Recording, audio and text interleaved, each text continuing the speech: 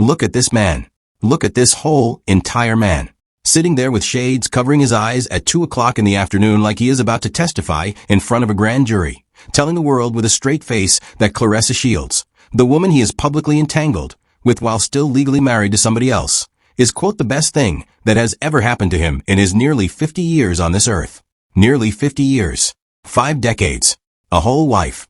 A whole tribe of children. A whole career. A whole legacy. And the best thing that ever happened to him is the woman he met while the ink on his marriage certificate was still very much wet and still very much legally binding. And what I need everybody watching this video to understand right now, before we go one single sentence further, is that this is not a slip of the tongue. This is not a man caught off guard. This is not a spontaneous declaration of love. This is a scheduled, coordinated, choreographed public relations performance.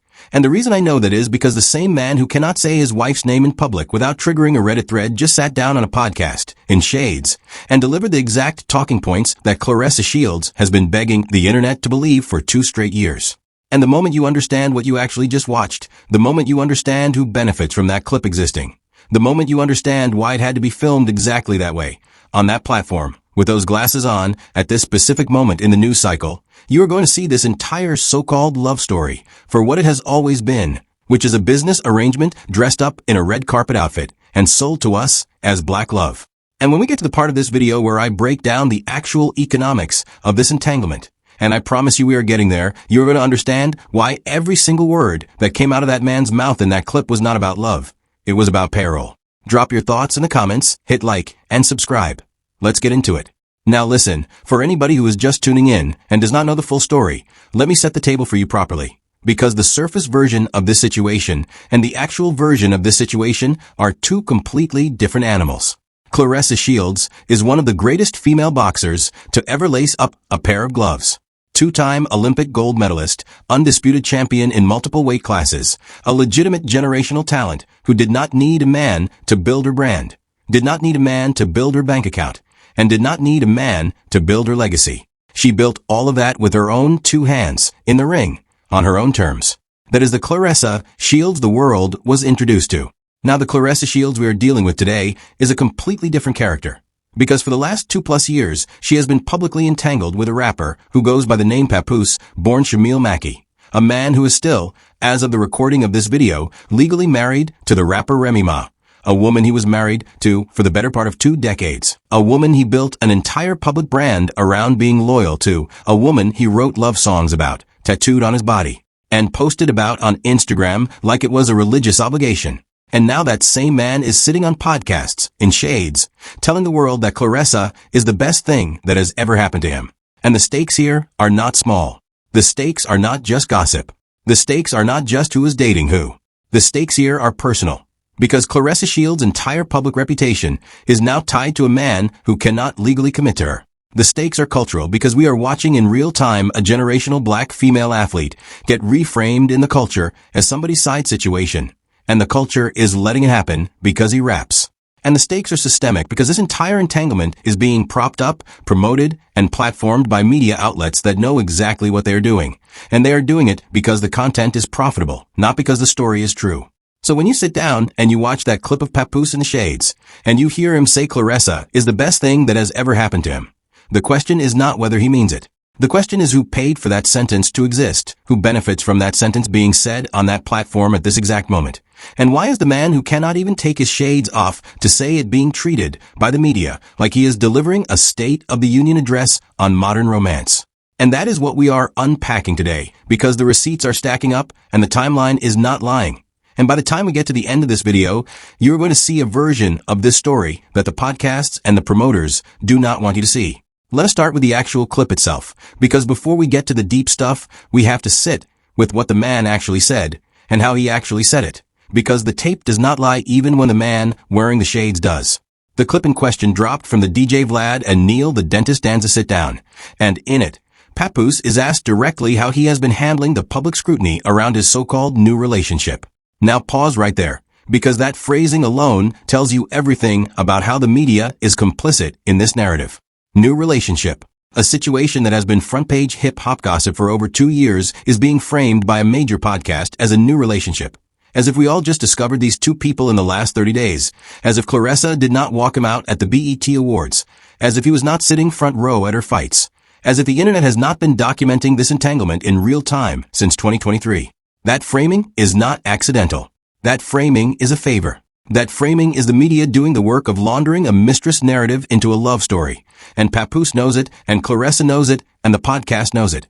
And they are all in on it together. And then Papoose, in the shades, delivers his line. Claressa is the best thing that ever happened to me, man. Very beautiful. Very outgoing. So much love. So much fun. Smart. And you can hear it in his own voice that he does not believe the words as they are leaving his own mouth. He pauses. He hesitates. He rearranges the sentence in real time from the best thing that ever happened to him to one of the best things that ever happened to him. Because even in the middle of the performance, the man's brain caught up to his mouth and said, do not put that on tape without a hedge, because you've got a whole wife, a whole set of children, and a whole legacy that is technically supposed to rank higher than the woman you met 3 summers ago. And that is piece of evidence number 1. The pause. The correction. The shades. The rehearsed talking points that do not actually answer the question that was asked. Because the question was not, is Claressa great? The question was, how are you handling the scrutiny? And he did not answer it. He pivoted. He redirected. He read from the script. Piece of evidence number 2 is the setting itself. The DJ Vlad platform is not a neutral space. It is a platform that has historically served as a laundering machine for hip-hop narratives that need public rehabilitation. And if you have watched enough of these interviews, you already know what I'm talking about. When somebody in the culture needs their story softened, cleaned up, or repositioned, they end up on a certain circuit of podcasts. And those podcasts ask them the exact right questions in the exact right tone, and the exact right clips get exported to social media. And suddenly the narrative starts to shift. That is not a coincidence. That is a media strategy. And Papoose being on that platform at this moment with those talking points is not a random Tuesday.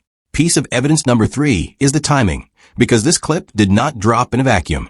It dropped at the exact window where the internet has been aggressively questioning what Papoose actually does for a living, why he is still legally married while publicly parading around with another woman, and why the divorce he allegedly filed for over a year ago has not moved a single inch on any court docket that anybody can find. So what does a person do when the questions get too loud? They go do a podcast. In shades. And they deliver the line. And piece of evidence number 4 is the visual itself. The shades. And I am not going to let this go, because the shades are the entire tell. When a man cannot look into a camera lens and say the words, I love this woman, without hiding his eyes, that is not romance. That is a hostage video with better lighting. When Layla Ali celebrated her 19 years of marriage this year, her husband was not in shades. When any legitimately in love couple sits down to talk about each other in public, the eyes come off, the guard comes down, and the truth comes out. But not here. Not with this one.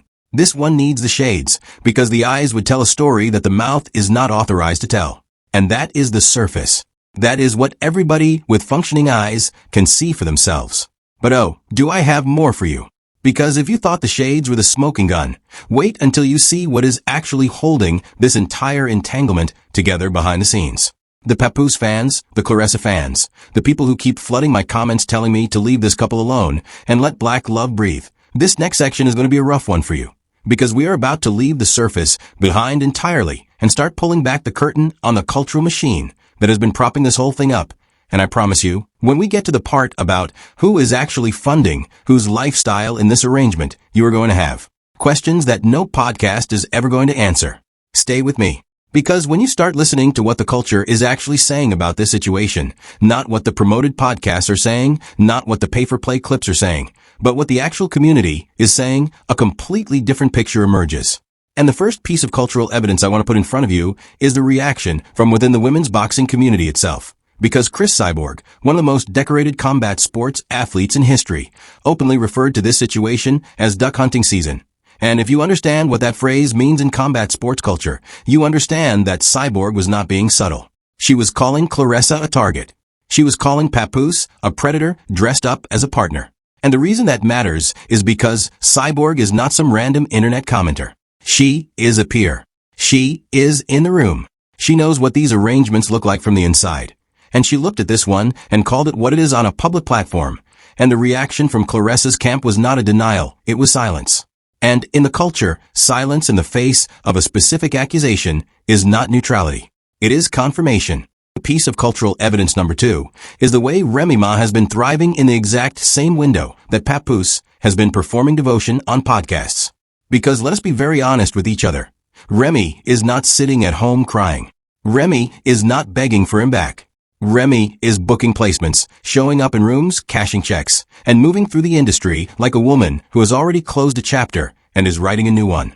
And the cultural reading of that, the reading that everybody with eyes is making whether they say it out loud or not, is that Remy Ma is winning by simply existing without him, and Papoose is losing by having to constantly remind the world that he chose somebody else. Because when you actually chose somebody else, you do not have to keep announcing it. The choice speaks for itself. The fact that Papoose has to keep going on podcast after podcast to reaffirm his commitment to Claressa is the loudest possible confirmation that the choice does not actually feel like a win. Piece of cultural evidence number 3 is the deleted post economy that has been running in the background of this entire situation. And by that I mean the pattern of posts from both Papoose and Claressa that go up, get screenshotted by the community, and then quietly disappear when the reactions do not go the way the strategy required. That pattern is not a coincidence. That pattern is a communication strategy that keeps getting caught in the act, and every time it gets caught, the couple loses another sliver of the credibility they are supposedly trying to build. Piece of cultural evidence number 4, and this one is the one that I think is the most telling of all, is the complete and total absence of a genuine Papoose and Claressa fanbase. And I want you to sit with that for a second, because in 2026, if a celebrity couple is legitimately in love and legitimately connecting with an audience, there is a fan base. There are edits on TikTok. There are supercuts on Instagram. There are stan accounts on X. There are people out here defending them with their whole chest. But where is the Papoose and Claressa fandom? Where are the edits? Where are the stan accounts? Where is the organic cultural excitement that legitimate couples generate whether they ask for it or not? It does not exist. And the reason it does not exist is because the culture, deep down, on a level that nobody is willing to say on a mainstream platform, does not actually believe this is real. The culture is not rooting for it because the culture is not sold on it. And I know some of the Papoose defenders are going to jump into the comments and tell me that the culture is just hating on black love. And I want to address that directly because we are not talking about black love. We are talking about black struggle love. And there is a difference. And if you cannot see the difference, then you are part of the reason women in this culture keep ending up in situations that everybody around them could see coming from a mile away. Real black love does not need shades. Real black love does not need a podcast tour. Real black love does not need a divorce that has been sitting on a courthouse floor for over a year with no movement. Real black love shows up in the receipts, and the receipts in this story are all pointing in the same direction. And it is not the direction that Papoose wants you to look.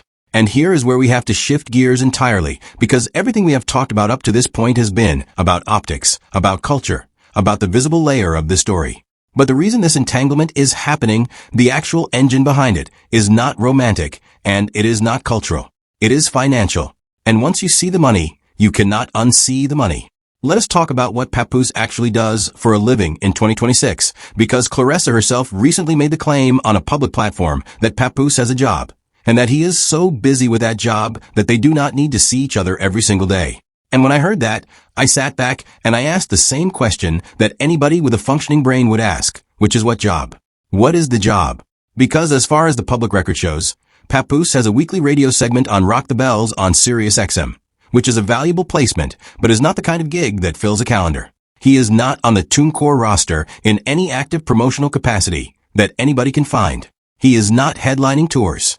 He is not dropping platinum albums. He is not producing for major artists. He is not writing for the current chart. So what is the job? And when you actually look at his public activity for the last 2+ years, the job becomes obvious, because the job is Claressa. The job is showing up on podcasts to talk about Claressa. The job is walking Claressa out at events. The job is being the arm candy at the fights. The job is generating content that keeps Claressa's name in a certain conversation. That is the job. And once you understand that, everything else about this arrangement snaps into focus. This is not a marriage in waiting. This is a management contract dressed up in a relationship costume. Layer 1 of the systemic analysis is the actual economic structure of what is going on here, because in the modern hip-hop economy, And I want people to really understand this. A legacy rapper who is no longer generating meaningful streaming revenue, but who still has name recognition and industry access, has a very specific set of monetization options available to them. They can do podcasts. They can do features. They can do brand deals. Or they can attach themselves to somebody with more current cultural heat and function as a hype apparatus for that person's brand in exchange for a share of the visibility and, I would allege, a share of the compensation. And that last option is the one that the culture has been dancing around this entire entanglement without saying out loud. Papoose is not Claressa's boyfriend in the traditional sense. Papoose is, in my opinion, and based on the visible behavior, Claressa's promotional infrastructure. He is the person she pays, in whatever form that payment takes, to keep her name attached to a certain kind of hip-hop legitimacy that she cannot access on her own as a boxer. That is layer 1. Layer 2 of the systemic analysis is the media collaboration that keeps this arrangement viable. Because a promotional infrastructure only works if the media plays along, and the media has absolutely been playing along. Every major podcast that has sat Papoose down in the last 2 years has framed this as a new relationship instead of a documented, ongoing entanglement. Every clip that gets exported to social media has been the softest possible version of the interview. Every question that would actually crack the narrative open has been carefully avoided.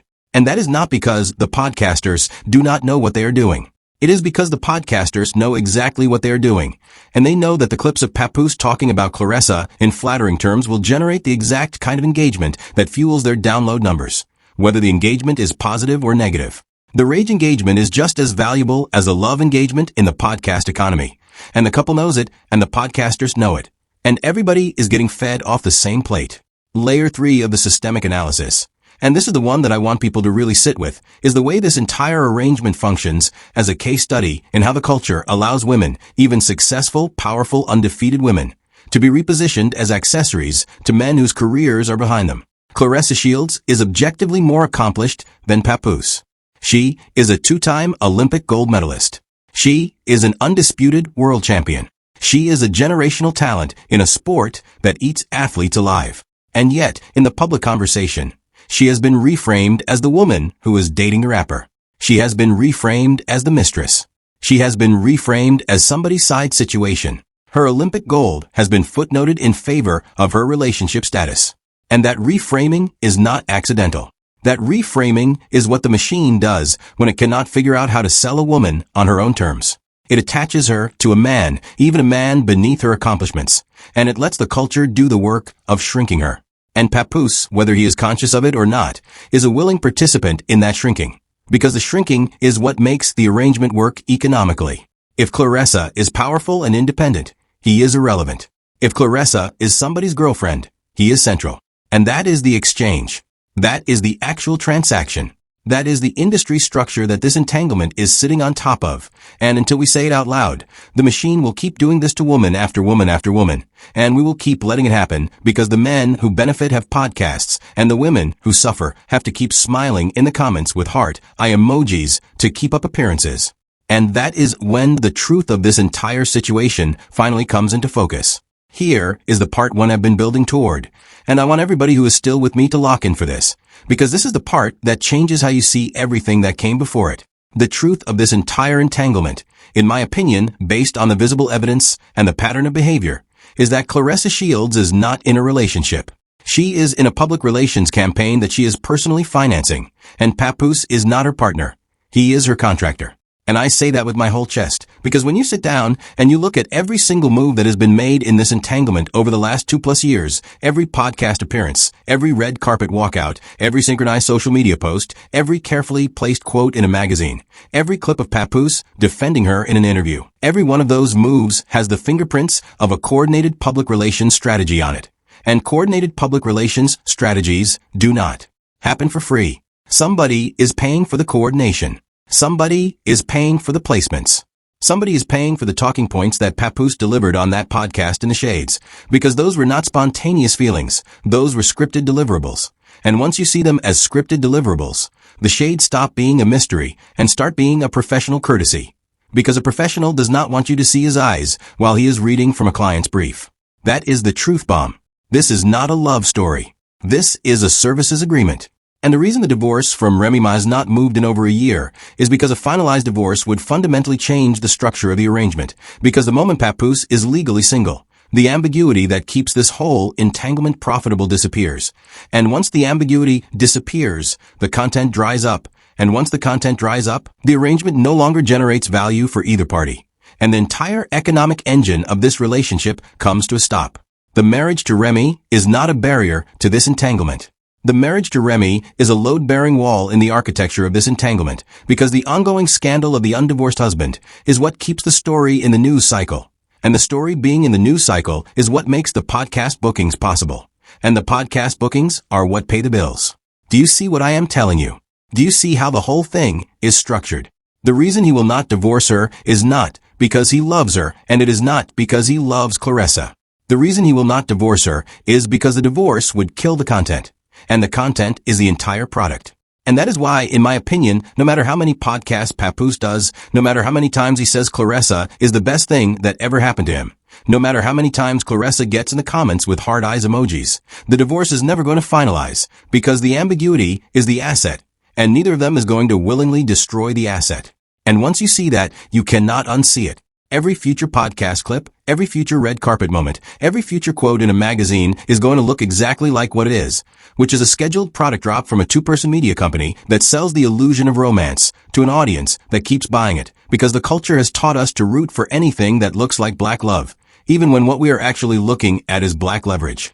And the reason I can say all of this with the confidence that I am saying it, and the reason I am not worried about being wrong, is because the person in this story who is actually winning is the person who walked away from all of it. Remy Ma is winning. Remy Ma is winning without a podcast tour. Remy Ma is winning without a shades-on interview. Remy Ma is winning without a coordinated content strategy. Remy Ma is winning by simply existing on her own terms, doing her own work, and refusing to participate in the theater. That is what integrity looks like in the modern hip-hop economy. That is what discipline looks like when the entire industry is set up to reward performance over substance. Remy could have gotten in front of a camera at any point in the last 2 years and delivered her side of a story, and the podcast would have lined up around the block to book her, and the clips would have gone viral, and the checks would have cleared. But she did not do it. She kept her head down. She kept working. She kept building. And the culture, whether it admits it or not, respects her more for it every single day.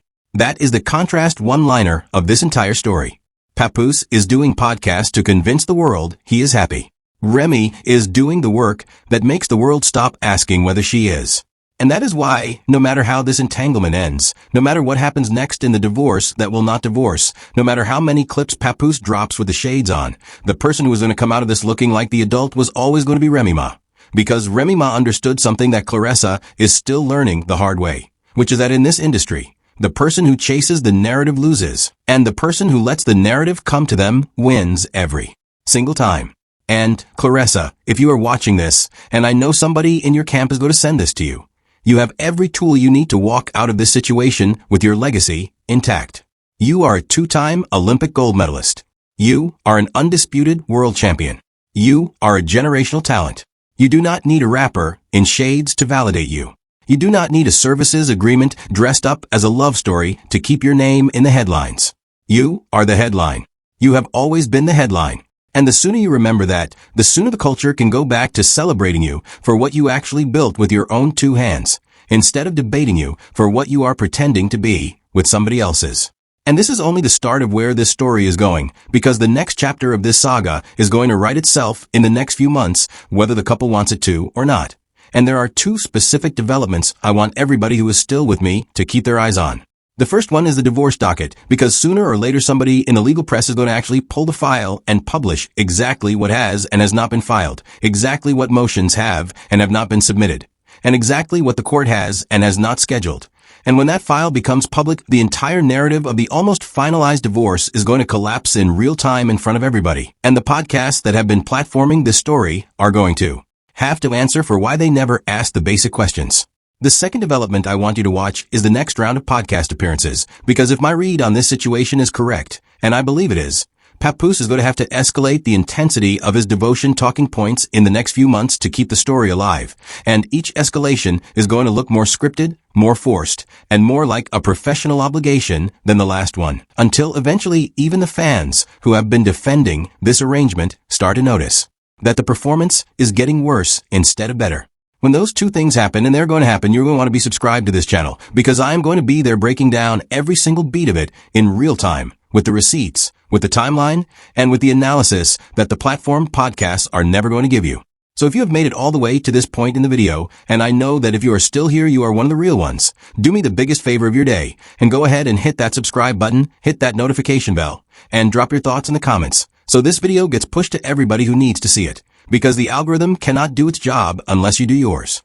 And before you click away, I need you to click on the next video that is about to pop up on your screen, because the story I am about to tell you in that one is about the exact moment Remy Ma made the quiet decision to stop fighting for a marriage that stopped fighting for her, and how one specific move she made behind the scenes in the last 12 months has already positioned her to walk out of this entire saga as the biggest winner in hip-hop by the end of the year.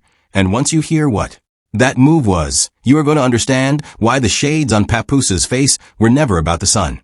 They were about the sunset. Click that next video. I will see you there.